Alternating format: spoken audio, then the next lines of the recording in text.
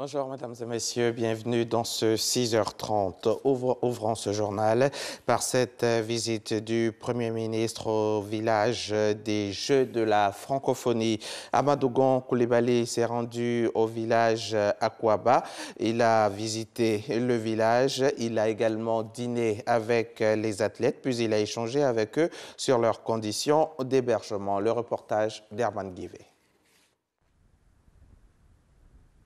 La nuit est déjà tombée sur le village de la francophonie quand le Premier ministre, accompagné de sa délégation, arrive sur les lieux. Il passe son écharpe, le voici habillé aux couleurs des Jeux, prêt pour l'entame de sa visite.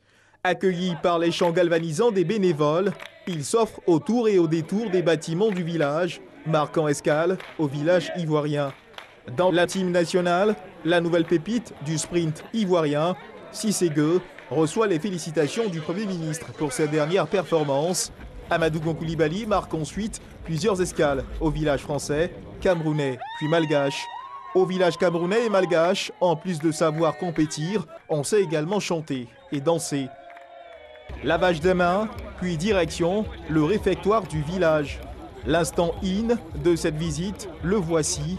Se soustrayant à toute forme de principe protocolaire, le Premier ministre se fond dans la masse, attendant patiemment son tour pour être servi. Instant selfie, occasion pour certains d'immortaliser le moment.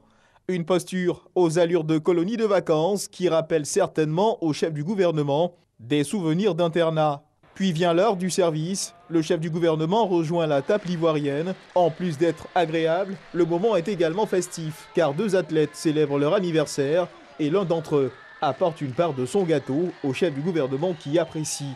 Les 8e Jeux de la francophonie made in Côte d'Ivoire, c'est aussi cela. Un Premier ministre décontracté, en phase avec une jeunesse venue des 4 coins du monde. Une immersion totale dans l'univers des athlètes en pleine compétition. Satisfaction totale du ministre en charge des sports. Je voudrais me réjouir en tant que ministère de tutelle de l'Institut national de la jeunesse et des sports de la visite de Monsieur le Premier ministre, qui est le chef du gouvernement. Il repart satisfait des conditions dans lesquelles vivent ses participants. Il a laissé des instructions à Monsieur le directeur général de l'Institut national de la jeunesse, qui est en même temps le chef du village, pour qu'une réflexion soit menée sur l'avenir de ce village des Jeux. Avant de prendre congé, le chef du gouvernement livre son sentiment. Je suis impressionné par la qualité de l'organisation. En me rendant donc sur place, je viens de me rendre compte que c'est d'une grande ferveur et que l'amitié est vraiment scellée entre les jeunes au niveau de la francophonie. Je viens de vivre moi-même ces instants de solidarité, de fraternité et j'en suis très ému et très heureux. Je viens de partager un repas avec eux et cela me rappelle naturellement beaucoup de souvenirs. Je me réjouis aussi, je dois le dire, des résultats au niveau de la Côte d'Ivoire. Absolument impressionnant et je voudrais encourager tous les athlètes en général et les athlètes ivoiriens en particulier. Bonne fête à tous. Une visite pour s'imprégner des conditions de vie des participants aux 8e Jeux de la francophonie. Visite au terme de laquelle le chef du gouvernement est rentré totalement satisfait. C'est au Canada, Nouveau-Brunswick, que seront organisés les prochains Jeux de la francophonie en 2021. Une forte délégation de ce pays est à Abidjan pour prendre part aux 8e Jeux de la francophonie. La ministre du Développement économique et de la francophonie, Francine Landry, à la tête de la délégation canadienne, a échangé avec le ministre chargé des Jeux, Robert Begré-Mombé. Objectif, s'inspirer de l'expérience de la Côte d'Ivoire, l'expérience donc de l'organisation des Jeux d'Abidjan. Issa Tchonayo. Les 9e Jeux de la francophonie auront lieu au Canada, Nouveau-Brunswick, en 2021. Pour s'inspirer de l'expérience ivoirienne, une forte délégation de ce pays est à Abidjan. C'est dans ce cadre que la ministre du Développement économique et de la francophonie de ce pays a échangé avec le ministre auprès du président de la République chargé des Jeux de la francophonie d'Abidjan. L'expérience d'Abidjan va servir à l'organisation des 9e Jeux au Nouveau-Brunswick, au Canada, Nouveau-Brunswick, dans 4 ans, en 2021. Et puis, nous sommes très fiers d'être ici pour venir chercher le drapeau, le flambeau. Et Monsieur le ministre, nous avons eu une excellente rencontre pour justement discuter de la façon dont nous allions faire cette transition. On est très fiers d'accueillir les prochains Jeux. On a bien hâte à 2021 et on invite tous les jeunes de la francophonie internationale à se joindre à nous pour célébrer cette grande fête de la francophonie. Le ministre Robert Mambé promet à son tour de collaborer à la réussite des prochains Jeux de la francophonie au Canada. Le Canada est venu à Abidjan avec une forte délégation constituée d'athlètes et d'artistes pour prendre part aux festivités de cette 8e édition des Jeux de la francophonie qui s'achève ce dimanche sur le bord de la lagune et Billy.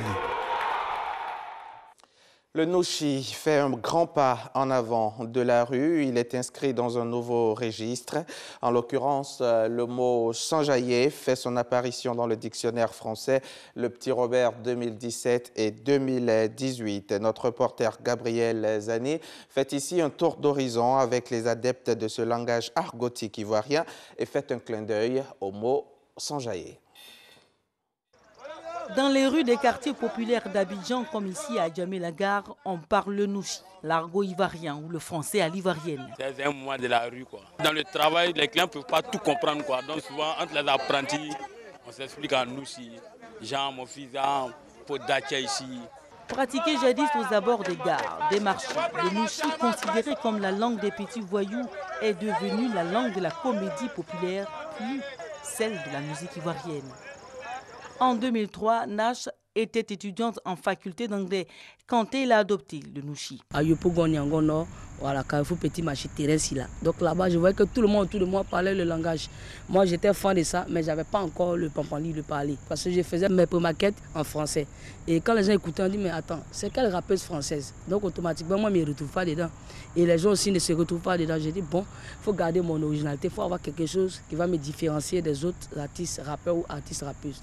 De l'anglais au Nushi, la rappeuse a osé le risque. À ce jour, elle fait partie des porte-flambeaux de cet argot.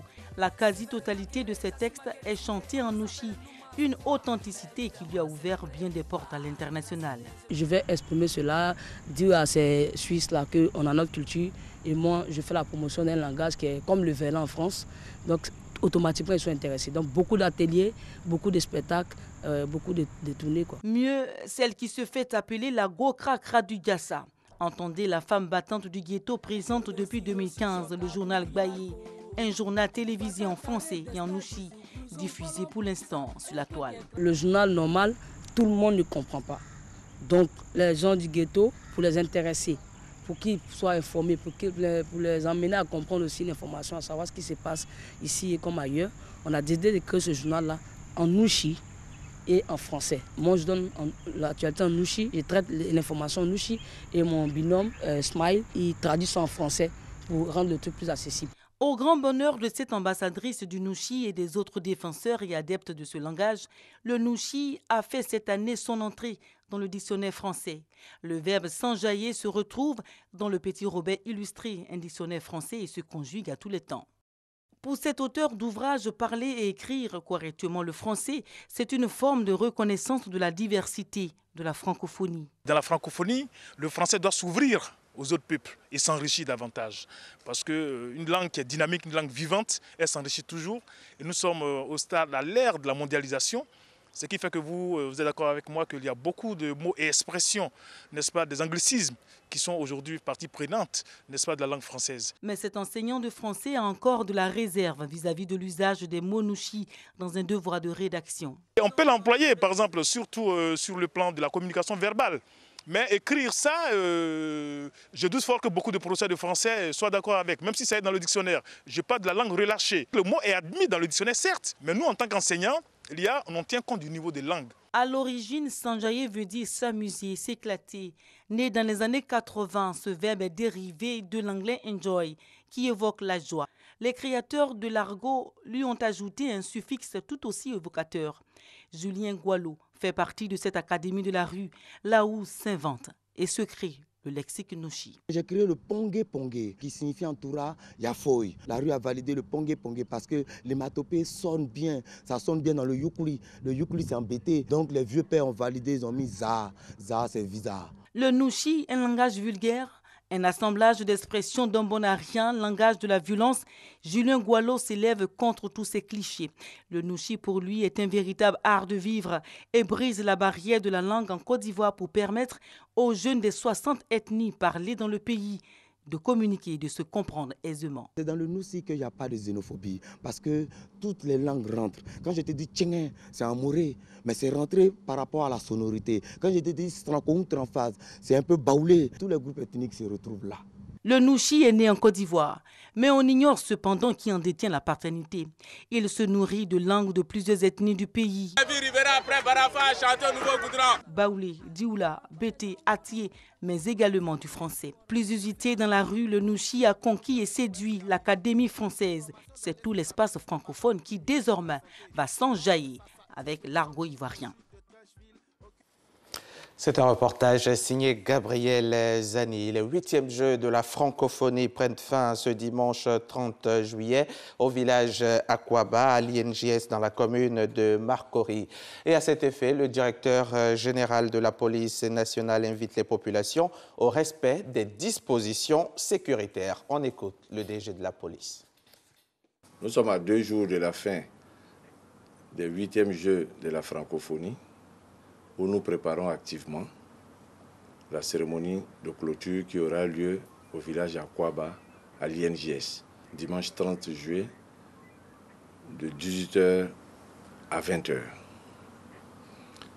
L'accès au village se fera sur présentation de cartes d'invitation. Nous invitons donc la population à se conformer strictement à ces consignes. La cérémonie sera retransmise en direct par la RTI. Des fan zones avec de grands écrans seront installés à travers le district d'Abidjan et sécurisés. Des dispositions sécuritaires ont été prises pour que la fête soit belle et totale. L'UCT, l'unité de lutte contre la criminalité transnationale, a mis aux arrêts 8 présumés trafiquants d'écailles de pangolin. Ils auraient eu en leur possession près de 3 tonnes d'écailles dont la valeur marchande est estimée à près de 50 millions de francs CFA. L'information a été donnée au cours d'une conférence de presse tenue ce mercredi 27 juillet par les autorités de la police qui ont mené cette enquête avec les agents des eaux et forêts et l'ONG Eagle Network. Ahmed Traoré, reportage commenté par Abou Sanogo. Elle est pour l'heure la plus grosse saisie faite par l'unité de lutte contre la criminalité transnationale organisée. Ce sont au total 3 tonnes d'écailles de pangolin, équivalent à environ 100 000 pangolins pour une valeur estimée à 50 millions de francs CFA interceptés. Cette importante saisie était destinée à l'exportation vers l'Asie et d'autres pays de la sous-région ouest africaine. Une opération menée par les hommes de l'unité de lutte contre la criminalité transnationale a permis l'interpellation de 8 présumés trafiquants d'écailles dans la commune de Cocody, précisément aux 2 plateaux. Pour le chef de la section de lutte contre le trafic des espèces protégées, ces écailles remplaceraient les cornes de rhinocéros pour ses vertus aphrodisiaques. Cette marchandise-là, à un point de transaction en Côte d'Ivoire, était destinée à l'extérieur. C'est un vaste réseau. Ces individus ont en place des structures qui peuvent transformer, mais c'est la suite des enquêtes qui nous le dira. L'opération a été menée par l'unité de lutte contre la criminalité transnationale organisée en collaboration avec l'ONG Eagle Network. Quant aux 8 présumés trafiquants, ils seront poursuivis selon les lois en vigueur. Les conséquences des combats de mercredi 26 juillet entre le groupe d'autodéfense Touareg des Émirats et alliés, le Gatia, pro-gouvernemental, et la coordination des mouvements de l'Azawad, la CMA, sont désormais connus. Outre les nombreux morts, le Gatia a aussi perdu ses principales positions autour de la ville de Kidal, des positions dont celle de la localité de Takalout, située à une quarantaine de kilomètres de la ville de Kidal. Il y a 10 jours, un soldat de l'armée burundaise était enlevé dans des marais infestés de rebelles au nord de Bujumbura, puis retrouvé le lendemain par l'armée, dépouillé de ses armes et de son uniforme. Ce soldat issu des ex-FAB, l'ancienne armée dominée par les Tutsis, est alors accusé d'avoir pactisé avec les rebelles. Il est ligoté sur les ordres de ses chefs, torturé pendant des heures avant d'être tué dans des circonstances très troubles. Sa famille a finalement eu l'autorisation de l'enterrer vendredi, 10 jours après son exécution. En Syrie, les forces gouvernementales sont entrées hier vendredi dans le dernier bastion du groupe État islamique dans la province centrale de Homs, selon l'Observatoire syrien des droits de l'homme, OSDH, et des sources de sécurité syriennes. Une opération qui permettrait à l'armée syrienne d'avancer vers la province voisine de Deir ez-Zor, d'où elle veut chasser les djihadistes. C'est une énième provocation du régime de Kim Jong-un. La Corée du Nord vient de procéder à un nouveau tir de missiles ce vendredi. Il s'agirait cette fois d'un engin de classe ICBM avancé, de quoi exacerber un peu plus les tensions sur la péninsule coréenne. Au sud, l'armée se tient sur ses gardes. Le président Moon Jae-in a convoqué sur le champ une réunion du Conseil de sécurité nationale. De son côté, Washington montre une nouvelle fois les muscles face à Pyongyang. Merci d'avoir suivi ce 6h30. Restez en notre compagnie sur la chaîne qui rassemble.